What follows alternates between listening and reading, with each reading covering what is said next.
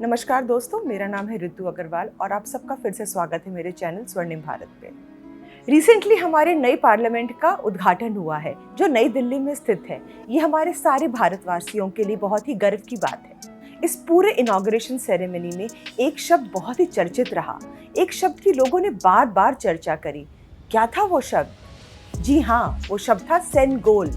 तो क्या है ये सेनेगल और ये इतना इम्पोर्टेंट क्यों है जो इसे नए पार्लियामेंट हाउस में लगाया गया? तो चलिए हम और आप इस बारे में डिटेल में बात करते हैं और इसके निर्माण और इतिहास को समझते हैं।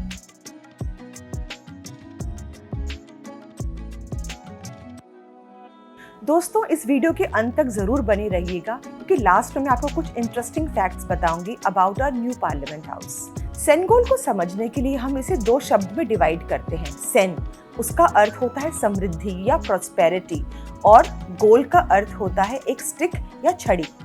ये सेनेगल बहुत ही महत्वपूर्ण है। ये हमारे राज्य की धरोहर है।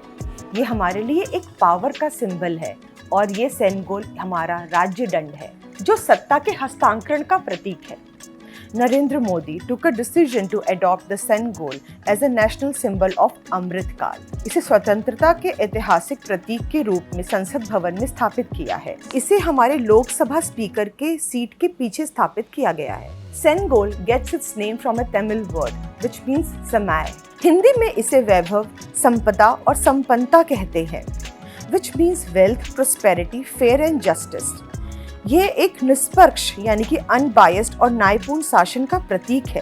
सेनेगल संस्कृत शब्द शंकु से लिया गया है जिसका मतलब शंख होता है, जिसे हम अंग्रेजी में कॉन्च कहते हैं। सनातन धर्म में शंख को बहुत ही शुभ माना गया है। मंदिरों और घरों में आरती के दौरान इसे यूज करते हैं। Now let me tell you ये सेनेगल दिखता कैसा है। यह सेनेगल 5 फीट लंबा है। यह प्योर गोल्ड का है और इसका वजन 800 ग्राम है। उस जमाने में इस सेनेगल को बनाने की लागत सिर्फ 15,000 रुपए थी और आज ये बहुमूल्य है। इस सेनेगल के ऊपर छोटे से नंदी जी विराजमान है। नंदी जी शिव के भक्त हैं, उनकी सवारी है और उन्हें अधिक प्रिय भी। नंदी मीन्स गिविंग डिलाइट और गिविंग जॉय। आनंद का मतलब नंदी होता है। नंदी हमारे धर्म की रक्षा और हमारे पावर का प्रतीक है, इसीलिए सेनेगल के ऊपर नंदी को स्थापित किया गया है। अब जानते हैं सेनेगल के निर्माण के बारे में। इसे वुमुडी बेंगारू चेट्टी के परिवार ने बनाया है। This historic golden scepter is made by the renowned jewelers of Chennai। वुमुडी Bangaru Chetty के परिवार ने इसे 75 साल पहले बनाया था। His family members were invited to see this inauguration ceremony। Bangaru Chetty के बेटे वुमुडी इथिराजुलु जो 96 इयर्स के हैं और वुमुडी सुधाकर जो 88 इयर्स के हैं, ये दोनों इनॉग्रेशन सेरेमनी में आए थे और इन दोनों ने इस ऐतिहासिक पल को अपनी आंखों से देखा और गर्व का अनुभव किया। अब हम बात करते हैं इस राजदंड के इतिहास के बारे में। सेनेगल का इतिहास कोरोनेशन सेरेमनी से जुड़ा हुआ है जिसका मतलब होता है transfer of power. Scholars believe during Chola dynasty जो 300 साल बीसी से लेकर 1280 एडी तक, जिन्होंने हमारे भारत को 1500 साल तक ना कि भारत बल्कि आसपास बहुत सारे देशों को रूल किया। It is one of the longest ruling dynasties in the world. उनके प्रथम किंग विजयलाया चोला ने इसे अपने उत्तराधिकारी को दिया। वहाँ तक ये राजा चोला तक पहुँचा और फिर ये अंत में राजेंद्र चोला तृतीय तक पहुँचा जो चोला डायनेस्टी के अंतिम राजा थे। इस राजदंड का इतिहास सिर्फ चोला डायनेस्टी में ही नहीं बल्कि हमारे पुराने मंदिरों के स्कल्पचर्स, हमारी रामायण और महाभारत में भी मिलता है। इस राजदंड को सिर्फ इंडिया से नहीं जोड़ना चाहिए, ये तो एक वर्ल्ड वाइड चीज है। आप इसे ग्रीक मोनार्की और इजिप्शियन मोनार्की में भी देख सकते हैं। जब राजा अपना सक्सेसर चुनता था तो इसे अपने नेक्स्ट हेयर को पास कर देता था। अब दुनिया में इतना मोनार्की सिस्टम तो रहा नहीं, लेकिन फिर भी थाईलैंड में और ब्रिटेन कल्चर में इसे देखा जा सकता है। रिसेंटली ब्रिटेन के कोरोनेशन सेरेमनी में इसे नए राजा को ट्रांसफर किया गया।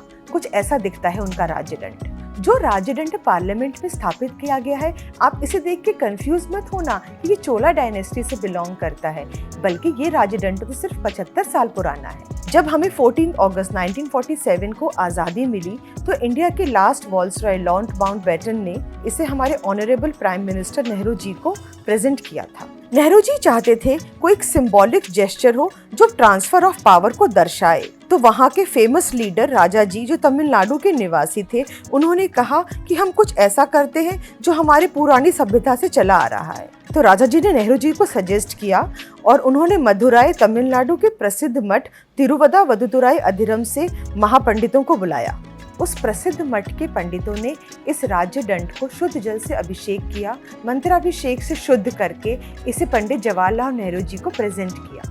और ये सेम चीज़ रिसेंटली हमारे ऑनरेबल प्राइम मिनिस्टर ने भी करी। इस राज्य दंड को उन्होंने पंडितों के द्वारा ही एक्सेप्ट किया। 75 साल से ये राज्य दंड इलाहाबाद म्यूजियम में आनंद भवन में रखा हुआ था। इतने सालों के इंतजार के बाद उसे आज ये रिकग्निशन मिला है, ये सम्मान प्राप्त हुआ है और ये हम सभी इंडियंस के लिए बहुत ही गर्व की बात है। अब बारी है हमारे नए पार्लियामेंट से जुड़े कुछ इंटरेस्टिंग फैक्ट्स के बारे में बात करने की। 1921 में बनाए गए हमारे पुराने पार्लियामेंट बिल्डिंग को अब एक म्यूजियम में कन्वर्ट कर दिया जाएगा। पुराने पार्लियामेंट के डिजाइनर सर एडविन ल्यूटन्स और हर्बर्ट ब्रेकर ने इस पुराने पार्लियामेंट को डिजाइन करने के लिए, क्या आपको पता है किस पुराने मंदिर से प्रेरणा ली? वो है 64 योगिनी मंदिर, जो मोरीना मध्य प्रदेश में है। According to mister Bimal Patel, जो नए पार्लियामेंट हाउस के आर्किटेक्ट हैं, नई पार्लियामेंट बिल्डिंग को एक रेक्टेंगुलर प्लॉट के ऊपर रेक्टेंगुलर शेप में बनाया गया है। 3 दिशाएं मिलकर एक त्रिकोण बनाती हैं। पहली दिशा लोकसभा को दिखाती है, दूसरे डायरेक्शन राज्यसभा को दर्शाता है और बीच का सेंट्रल लाउंज को। Triangles are considered as a sacred geometries in our various religion and culture of our country. According to Mr. विमल पटेल, उन्होंने इसे 3 थीम्स में बांटा है। लोकसभा चैम्बर को उन्होंने हमारे नेशनल बर्ड पीकॉक के थीम में बनाया है। राज्यसभा चैम्बर को उन्होंने हमारे नेशनल फ्लावर लोटस की थीम में बनाया है। सेंट्रल लाउंज कोर्टयार्ड को उन्होंने हमारे नेशनल ट्री बैनियन यानी कि बरगद की थीम में बनाया है और इसके ऊपर स्थापित किया गया है हमारा नया नेशनल एम्बलम, जो लगभग 10,000 किलो का है। ये थे कुछ इंटरेस्टिंग फैक्ट्स हमारे पार्लियामेंट के डिजाइन के बारे में। अब हम जानते हैं पार्लियामेंट के अंदर क्या है। और पार्लियामेंट के अंदर हमें अशोक चक्र देखने को मिलता है, जो एक कांस्टेंट मूवमेंट और प्रोग्रेस का प्रतीक है। उसमें उन्होंने चाणक्य की फोटो भी लगाई है, जो हमारे राज्य गुरु थे और जिन्होंने मॉडर्न साम्राज्य की स्थापना करी थी। वहाँ पे उन्होंने अखंड भारत को भी दर्शाया है, जो हमारी एकता का प्रतीक है।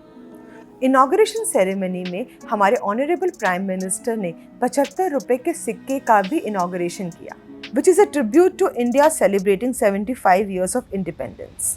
इन कलाकृतियों को उचित मान सम्मान देने का बहुत बहुत शुक्रिया। उम्मीद करती हूँ आप भी इसे इतने ही मान सम्मान की नज़र से देखेंगे।